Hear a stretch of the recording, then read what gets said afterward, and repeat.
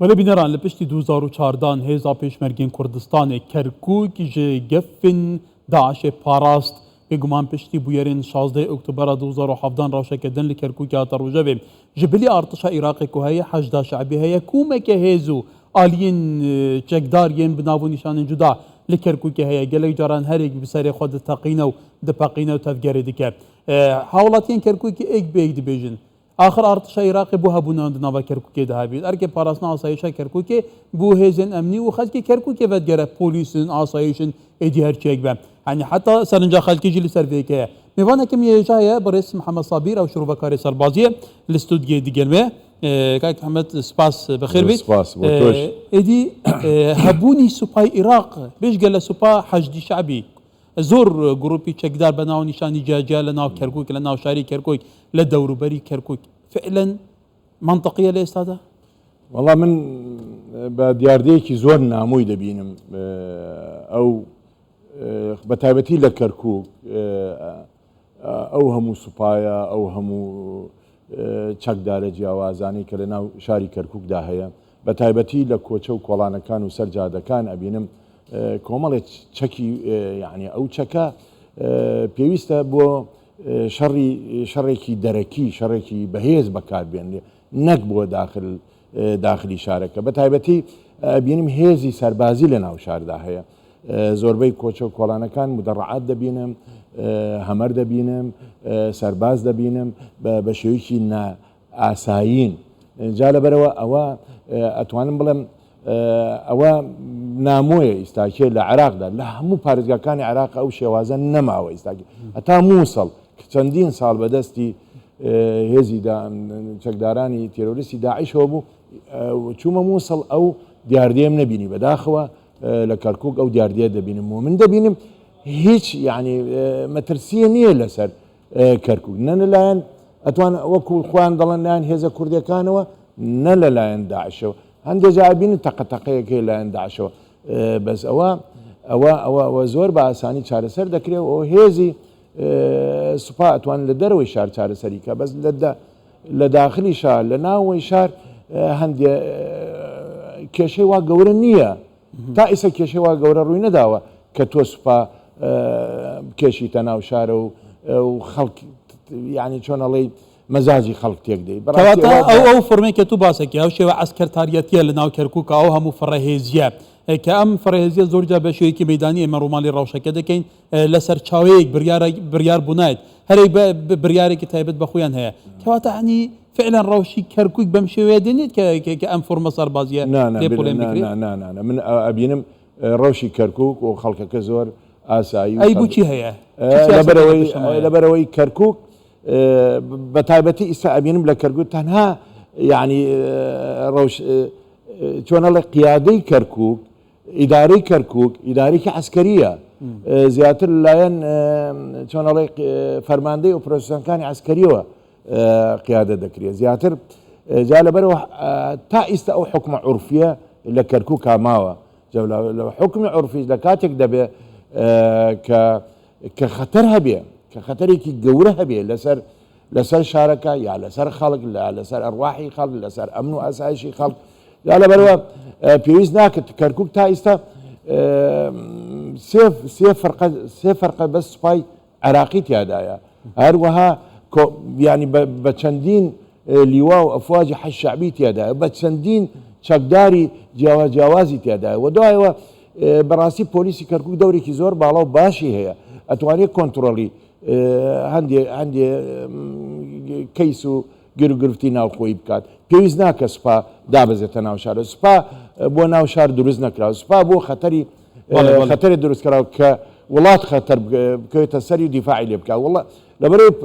ئەو چەکانی کە دێنە ناو شارەوە ئەوە بۆ شەڕی دەوڵەتە بۆ شەڕی ئەوە نییە تۆ یەکێک ئەمر قەبزێکی هەبێ یا یەکێ داواکرابێ یا کێشەیەکی بچووک هەبێ ئەوە زیاتر بە پۆلیس چارەسەرکە و چارەسەرج کراوە کاک محەممەد زۆر جار سوپای عێراق بەوەش نەوەستاوە بە پاڵپشتی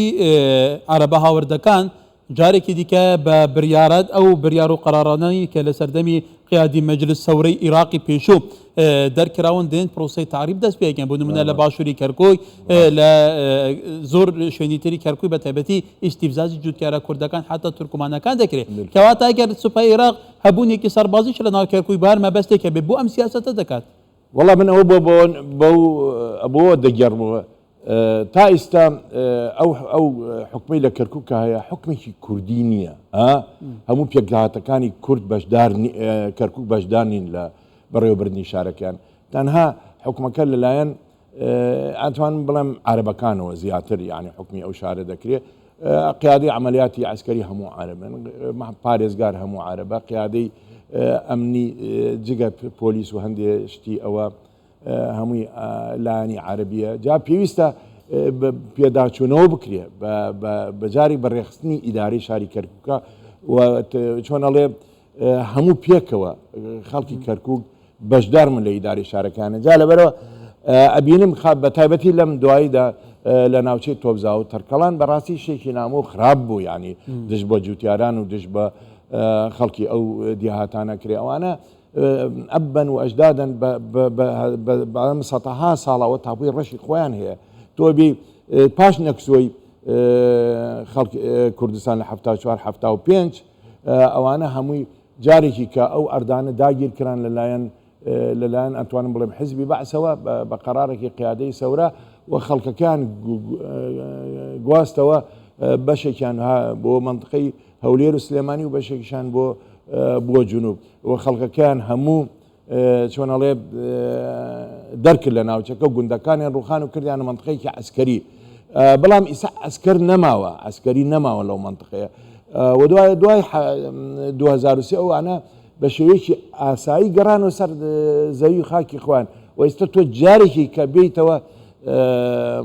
بۆ ئەوەی تەنها نفوزی کورد لە ئەتوانم بڵێن لە جنوب و غەربی کەرکووک کەم کەیتەوە نەهێلێەوە چەندەیەک ماوە گەرە و دیانێش بڕە کورد هەر لەو منطقانە هەر نامێنێت بە تایبەتی لە جنوب و غەربی کەرکووک کورد هەر نامێنێ منطقەکە هەمووی ئەبێتە منطقەیەکی عەرەبی و تعریبێکی بەڵێ خۆ دەزانی کەرکووک وەکو قوڵای استراتیژی هەرێمی کوردستان دەناسرێنێت لەسەر ڕەوشی کەرکووک چوونەوە لە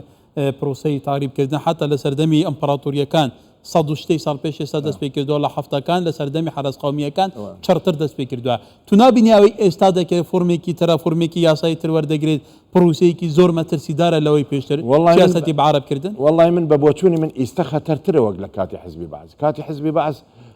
یعنی دیار بوو ئەوە بە دیکتاتۆریەتی خۆی و بە هەموو قووەت و بەهێز و تۆی دەرەکردە دەرەوە خەڵکی دێنا زەق بوو ئەوە زەق بوو بەس ئێستا بە شێوەیەکی یاسایی بە شێوەیەکی قانونی کە شتێکت بۆ دروست دەکا و دەردێنێتە دەرەوە و دیاریشە خەڵکێکی نامۆ خەڵکی کەرکووک نییە کە دێنە ئەو شوێنانە جا لەبەرەوە هەموو هەوڵەکە ئەوەیە کە نفوزی کورد لە کەرکووک کەمکەنەوە بە تایبەتی وا خەریکیشن و بەردەوامیشن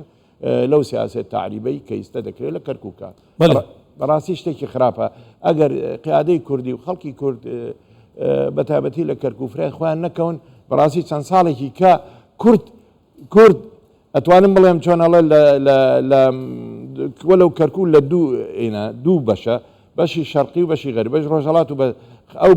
ئەو دوی خاسە و ئەم دوی خاسە ئەو دوی خاسە کە ڕێگای بەغدا و تسعین و مەسەلەن شوێنە مەحەلەکانی کا کورد هەر کەسی تیان نامێنێت دا لەبەرەوە هەمووی وا ئیزاحاکە وا بەرەو چیمەن و بەرەو ڕەحیماوە و بەرەو ئەو شوێنانە وا دەریان دەکەن بە حەقەت شوێنە مهمەکان شوێنە باشەکان شوێنە ئستراتیژیەکان شوێنە نەوتیەکان شوێنە تیجارەکان شوێنە ئەوانە هیچی بەدەست کردەوە نەماوە تەنها وا کۆیانیان کردەوە لە چەند جێگایەکە و بەشەن پارچەیە عەردی تەجاوز و ڕازیانیان کردەوە و تەواو و ئەوەش نامێنێت لە پاشە ڕۆژدان خۆ دەزانی ڕەوشی کەرکووک لە 2017 16 ئۆکتۆبەر بوو وای لێهات بۆ لە پشپەردەوە لایەنێکی سیاسی کوردستان چون ئیتیفاقی کرد و ڕەوشەکە بەم شێوە بوو کەواتە تا چەند گرنگە لێرە سەرکردایەتی سیاسی کوردستان زۆر بەجددی بێتە سەرخەت وەکو تۆ ئاڵی ڕەوشی کەرکووک زۆر خراپە بەبێی کەرکووک هەرێمی کوردستانێکی بەهێز دەبینی من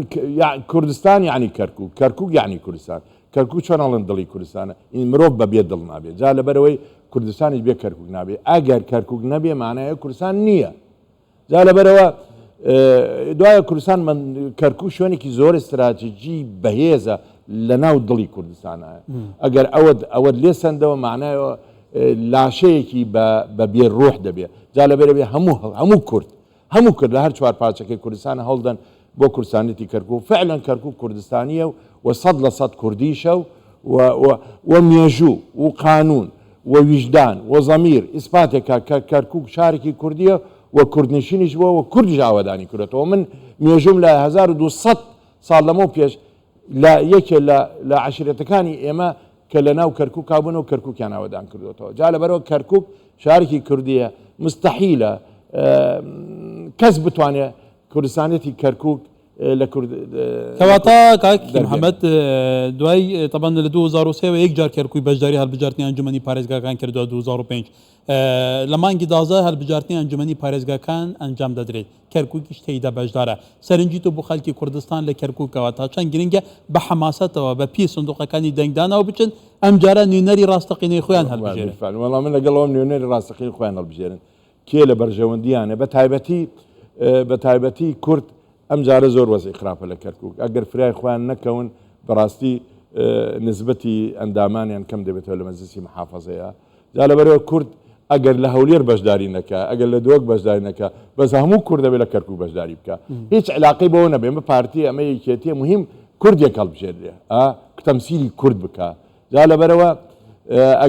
ئەگەر نسبەمان کەم بێتەوە مانای ئەوەیە لە نەزەری دەولی شاو نەزەری عێراقا و لە هەموو دنیا داڵێن بزانە ئەو نسبەتی کورد لە کەرکووک کەمە جا لەبەرەوە خەڵکی کەرکووک جیاوازە بێ هەموو بەشداریکەن لە انتخابات بەڵێ بیڤیا سەرنجاتە بۆ خەڵکی کەرکووکی گەشتی بیت فعلا ڕۆژ بیڤیاوایە بەڕێز محەممەد سابیر شرۆڤەکاری سەربازی لە ستودیە محەممەد زۆر سپاس ئێمە سپاس تۆ دەکەین